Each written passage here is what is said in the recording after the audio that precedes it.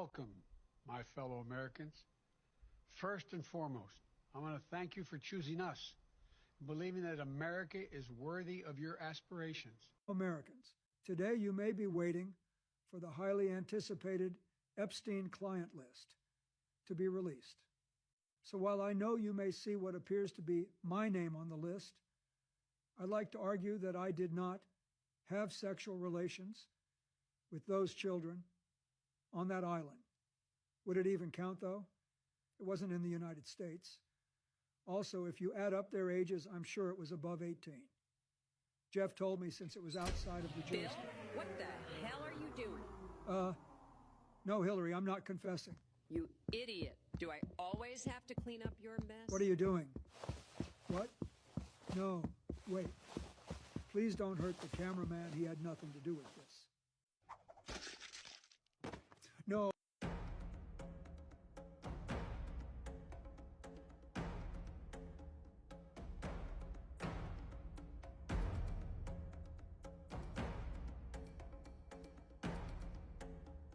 Committee is refusing to answer basic questions about January 6th. In fact, blocking these questions from even being asked. Before the sham investigation even started, Speaker Pelosi blocked me and Jim Jordan from investigating January 6th. She discredited the sham committee before it even started. So you have to ask the question, why would she do that? Because it isn't only a partisan witch hunt. It's an attempt that we now know, based on reports over the weekend, that the committee is being used to advance the radical Democrat agenda that includes abolishing the Electoral College.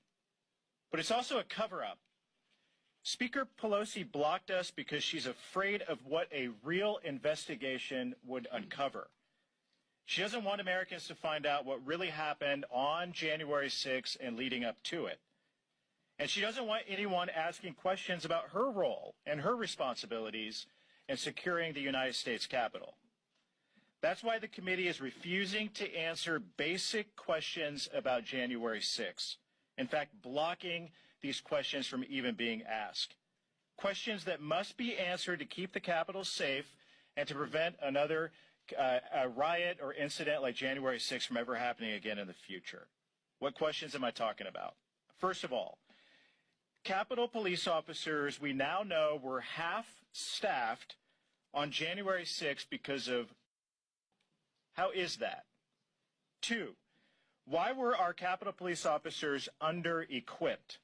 Why were some officers forced to face down a riot with either expired helmets or no helmets at all? 3, why was the United States Capitol Police never trained to deal with riots after all of the riots that were going on in the summer of 2020? 4, did Speaker Pelosi communicate with the House Sergeant-at-Arms on January 6th or in the days leading up to the riot?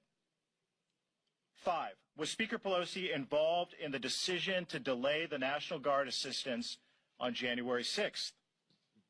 6, why didn't the Capitol Police intelligence unit raise the alarm about potential violence when they had evidence and intelligence for weeks leading up to January 6th that something violent could happen at the Capitol that day?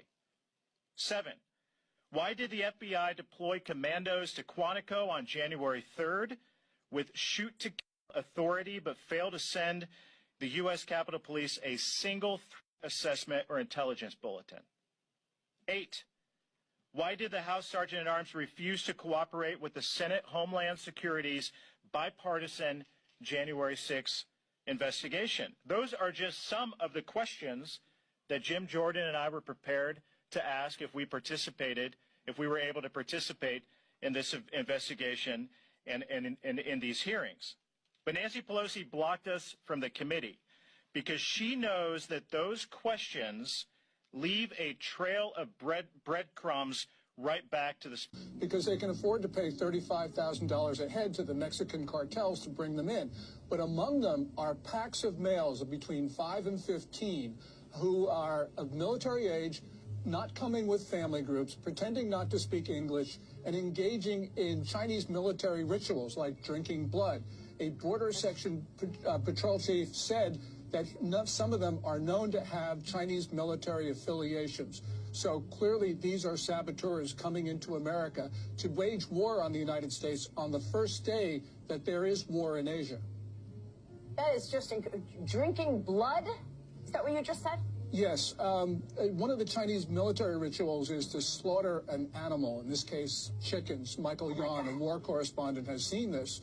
And they drink the blood. And this was done in a hotel in Panama after they crossed the Darien Gap from Colombia.